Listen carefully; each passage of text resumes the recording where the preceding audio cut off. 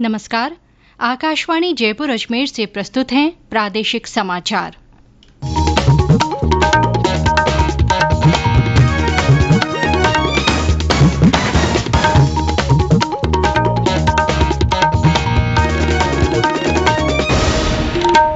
मुख्य समाचार। भारत ने थॉमस कप जीतकर इतिहास रचा। प्रधानमंत्री नरेंद्र मोदी ने भारतीय टीम को शानदार जीत पर बधाई दी। कांग्रेस का नव संकल्प शिविर संपन्न। केंद्रीय कार्यकारिणी समिति की बैठक में कई अहम प्रस्ताव पारित। प्रधानमंत्री वैशाख बुद्ध पूर्णिमा के अवसर पर कल नेपाल के लुम्बिनी जाएंगे। प्रदेश में तेज गर्मी और लू का दौर जारी। कल से तापमान में 2 से 3 डिग्री सेल्सियस की गिरावट के आसार। और प्रदेश भर में वाटर होल पद्धति से वन्य जीवों की गणना कल से।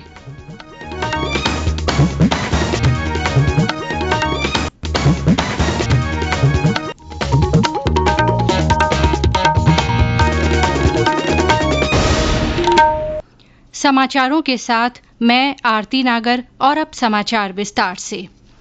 भारत ने थॉमस कप जीतकर इतिहास रच दिया है। बैंकॉक में आज खेले गए फाइनल मुकाबलों में भारत ने 14 बार के चैंपियन इंडोनेशिया को 3-0 से हरा दिया।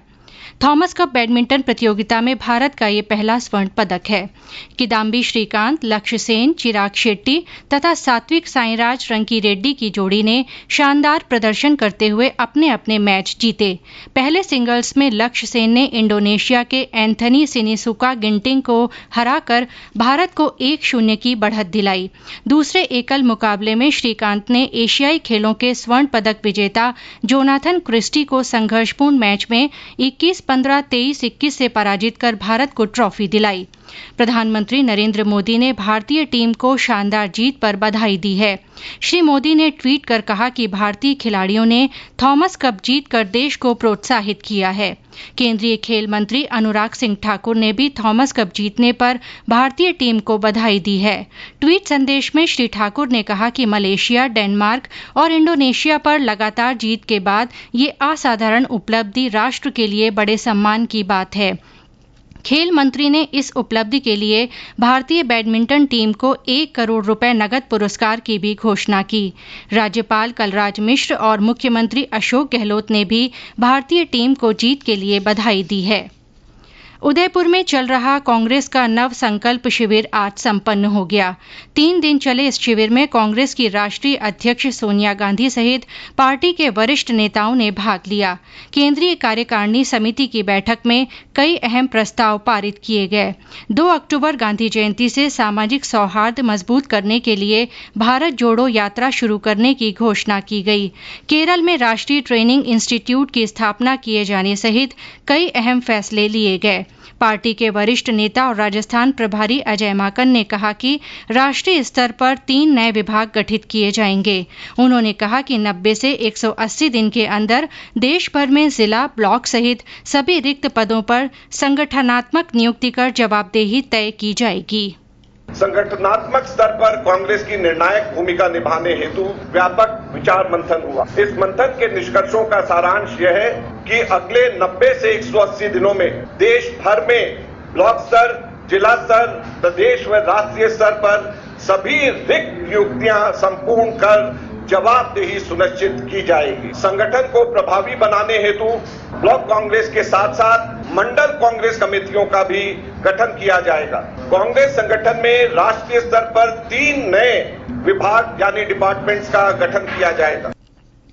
कांग्रेस की राष्ट्रीय अध्यक्ष सोनिया गांधी और पूर्व अध्यक्ष राहुल गांधी ने शिविर को संबोधित किया। श्री गांधी ने अपने संबोधन में कांग्रेस कार्यकर्ताओं से जनता के बीच जाकर उनकी समस्याओं को दूर करने का आह्वान किया। हमारा फोकस एक्सटर्नल फोकस होना पड़ेगा, जनता की ओर हमें देखना पड़ेगा, जनता के पास हमें जाना पड़ेगा और सिर्फ हमारे लिए नहीं, देश के लिए। हमें बिना सोचे, चाहे हमारे सीनियर नेता हो, जूनियर नेता हो, कार्यकर्ता हो, जनता के बीच में जाकर बैठ जाना चाहिए। जो उनकी समस्या है उनको समझना चाहिए और जो हमारा पहले उनके जनता के साथ कनेक्शन होता था, जो कांग्रेस पार्टी का कनेक्शन जनता से टूटा है, उसको हमें एक्सेप्ट करना पड़ेगा। उस कनेक्शन को हमें फिर से बनाना पड़ेगा। कांग्रेस पार्टी ने निर्णय लिया है, अक्टूबर ने निर्णय है कि पूरी की पूरी कांग्रेस पार्टी जनता के बीच में जाएगी, यात्रा करेगी। जो जनता के साथ कांग्रेस पार्टी का रिश्ता था और है, उसको एक बार फिर से मजबूत करेगी। प्रधानमंत्री नरेंद्र मोदी कल वैशाख बुद्ध पूर्णिमा के अवसर पर नेपाल के लुम्बिनी के दौरे पर रहेंगे। श्री मोदी लुम्बिनी मठ क्षेत्र के भीतर बौद्ध संस्कृति और विरासत से जुड़े निर्माण कार्य के शिलान्यास समारोह में भाग लेंगे और माया देवी मंदिर में पूजा अर्चना भी करेंगे। वे वहां लुम्बिनी डेवलपमेंट ट्रस्ट द्वारा आयोजित बुद्ध जयंती कार्यक्रम को भी संबोधित करेंगे। भारत सरकार के संस्कृति मंत्रालय के वित्तीय सहयोग से लुम्बिनी डेवलपमेंट ट्रस्ट के तहत अंतर्राष्ट्रीय बौद्ध परिसंघ भारत अंतर्राष्ट्रीय बौद्ध संस्कृति और विरासत केंद्र का निर्माण किया जा रहा है। गौरतलब है कि लुम्बिनी नेपाल के सबसे पवित्र और महत्वपूर्ण स्थानों में से एक है, जिसके परिणाम स्वरूप इसे यूनेस्को द्वारा विश्व विरासत क्षेत्रों की सूची में शामिल किया गया था। अंतर्राष्ट्रीय बौद्ध परिसंघ का मुख्यालय नई दिल्ली में स्थित है। इस परिसंघ का गठन 2013 में किया गया था। ये परिसंघ दुनिया भर में बौद्धों के लिए एक मंच के तौर पर काम कर रहा है। केंद्रीय कृषि मंत्री नरेंद्र सिंह तोमर ने कहा है कि महामारी के बावजूद कृषि क्षेत्र में अब तक 3.9% की वृद्धि हुई है। उन्होंने कहा कि ये सरकार की कृषि प्रोत्साहन नीतियों और किसानों की कड़ी मेहनत के कारण संभव हुआ है। भुवनेश्वर में एक कार्यक्रम में श्री तोमर ने कहा कि देश का कृषि निर्यात 4 लाख करोड़ रुपए से अधिक का हो गया है, जो काफी महत्वपूर्ण है। पूर्व उपराष्ट्रपति और राजस्थान के पूर्व मुख्यमंत्री भैरों सिंह शेखावत की आज पुण्यतिथि है। लोकसभा अध्यक्ष ओम बिरला, पूर्व मुख्यमंत्री वसुंधरा राजे, केंद्रीय मंत्री गजेंद्र सिंह शेखावत सहित अन्य नेताओं ने श्री शेखावत को श्रद्धांजलि अर्पित की। प्रदेश में आज अलग अलग सड़क हादसों में 15 लोगों की मृत्यु हो गई और कई अन्य घायल हो गए। सिरोही जिले के पालड़ी थाना क्षेत्र में एक ट्रेलर बेकाबू होकर डिवाइडर के पार चला गया। इस दौरान ट्रेलर ने 2 कारों और एक ट्रक को अपनी चपेट में ले लिया। इस हादसे में 6 लोगों की मृत्यु हो गई और 5 अन्य लोग घायल हो गए। घायलों का सरकारी अस्पताल में उपचार किया जा रहा है। राजसमंद जिले में राष्ट्रीय राजमार्ग 8 पर मान सिंह जी का गुढ़ा के पास एक बस अनियंत्रित होकर ट्रेलर से टकरा गई। दुर्घटना में 4 लोगों की घटनास्थल पर ही मौत हो गई और 6 घायल हो गए। वहीं एक अन्य हादसे में अलवर जिले के राजगढ़ में अलवर सिकंदरा मेगा हाईवे मार्ग पर ट्रक और ऑटो की आमने सामने की टक्कर में 4 लोगों की मृत्यु हो गई। ये सभी लोग जिले के भोलीवालों का बास गांव के निवासी थे। करौली जिला मुख्यालय के पास पांचना नदी पुल पर रेत से भरा ट्रेलर अनियंत्रित होकर गिर गया। हादसे में ट्रेलर चालक की मृत्यु हो गई।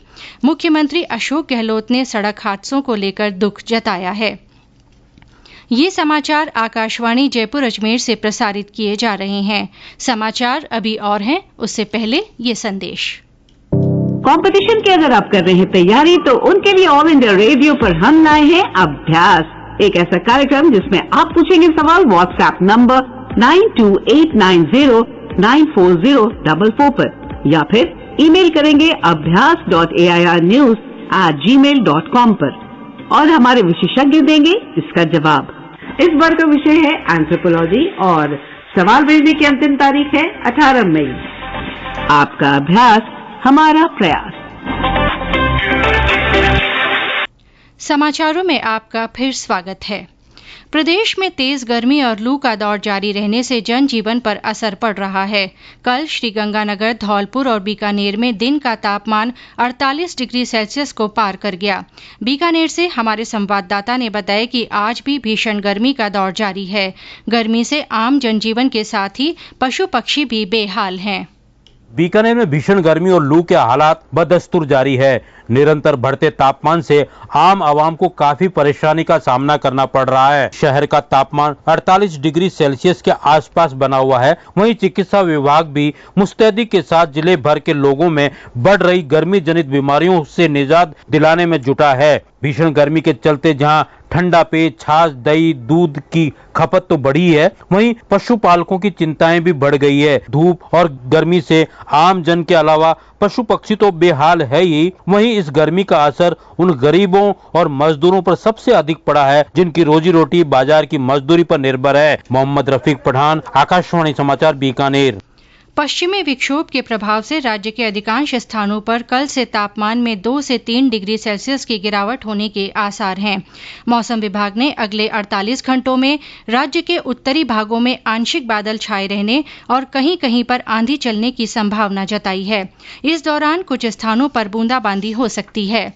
झुंझुनू, सीकर, अलवर, श्रीगंगानगर, चूरू और हनुमानगढ़ जिले में कल मेघ गर्जन के साथ तेज हवाएं चल सकती हैं। वहीं विभाग ने जैसलमेर और चूरू जिलों में लू चलने का पूर्वानुमान व्यक्त किया है। सिरोही जिले के माउंट आबू में चल रहे 3 दिवसीय ग्रीष्म महोत्सव का आज समापन होगा। अरावली रंगमंच पर होने वाले सांस्कृतिक कार्यक्रम में लोक कलाकार अपनी प्रस्तुतियां देंगे। और ब्यौरा हमारे संवाददाता से।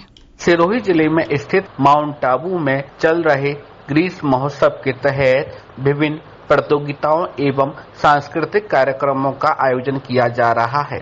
जिला प्रशासन, नगर पालिका व पर्यटन विभाग की ओर से यह महोत्सव आयोजित किया जा रहा है। 3 दिनों तक चलने वाले इस महोत्सव में विभिन्न प्रतियोगिताएं रस्साकसी, मटका दौड़, रंगोली, मेहंदी, बोटिंग जैसी प्रतियोगिताएं आयोजित की जा रही हैं। वहीं सांस्कृतिक कार्यक्रमों के अंदर देश भर से आए कलाकार अपने कार्यक्रम प्रस्तुत कर रहे हैं। इस महोत्सव का समापन आज शाम को सांस्कृतिक कार्यक्रम के साथ होगा। साकेत गोयल, आकाशवाणी समाचार, सिरोही।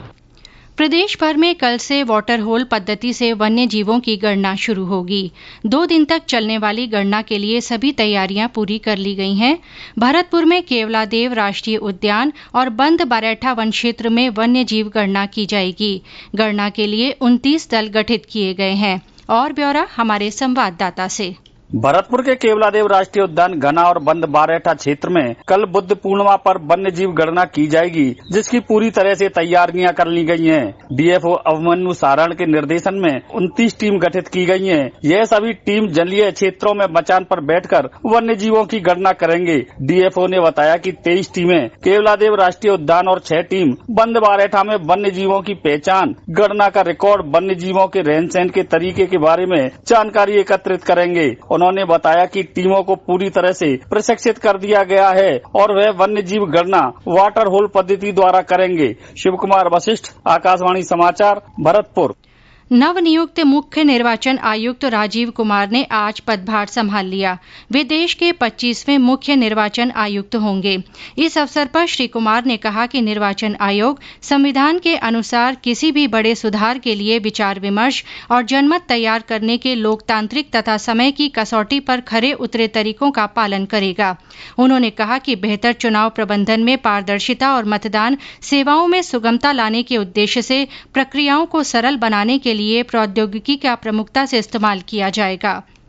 दिल्ली का राष्ट्रीय संग्रहालय कल से 5 दिन तक अंतर्राष्ट्रीय संग्रहालय दिवस मनाएगा।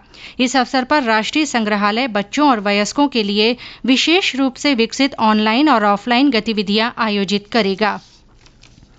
प्रधानमंत्री नरेंद्र मोदी इस महीने की 29 तारीख को आकाशवाणी के मन की बात कार्यक्रम में अपने विचार साझा करेंगे। इस कार्यक्रम में शामिल करने के लिए प्रधानमंत्री ने लोगों से सुझाव मांगे हैं। एक ट्वीट में श्री मोदी ने कहा कि उन्हें नमो ऐप और माईगॉव वेबसाइट पर टिप्पणियों की प्रतीक्षा रहेगी। श्रोता टोल फ्री नंबर 1800-117800 पर भी सुझाव रिकॉर्ड करा सकते हैं। फोन लाइन 26 मई तक खुली रहेंगी। इसके अलावा फोन नंबर 1922 पर मिस्ड कॉल देकर वहां से प्राप्त एसएमएस के जरिए मिले लिंक पर भी सीधे प्रधानमंत्री को सुझाव भेजे जा सकते हैं। राज्य महिला आयोग की अध्यक्ष रेहाना रियाज ने आज चूरू में जन सुनवाई की। सर्किट हाउस में हुई सुनवाई में बड़ी संख्या में आए लोगों ने अपनी समस्याएं बताईं, जिस पर अध्यक्ष ने मौके पर ही अधिकारियों को समस्या समाधान के निर्देश दिए। और अंत में मुख्य समाचार एक बार फिर। भारत ने थॉमस कप जीतकर इतिहास रच दिया है। प्रधानमंत्री नरेंद्र मोदी ने भारतीय टीम को शानदार जीत पर बधाई दी है। कांग्रेस का नव संकल्प शिविर संपन्न हो गया है। केंद्रीय कार्यकारिणी समिति की बैठक में कई अहम प्रस्ताव पारित हुए। प्रधानमंत्री वैशाख बुद्ध पूर्णिमा के अवसर पर कल नेपाल के लुम्बिनी जाएंगे। प्रदेश में तेज गर्मी और लू का दौर जारी है। कल से तापमान में 2 से 3 डिग्री सेल्सियस की गिरावट के आसार हैं और प्रदेश भर में वाटर होल पद्धति से वन्यजीवों की गणना कल से शुरू होगी। इसी के साथ प्रादेशिक समाचार बुलेटिन समाप्त हुआ। नमस्कार।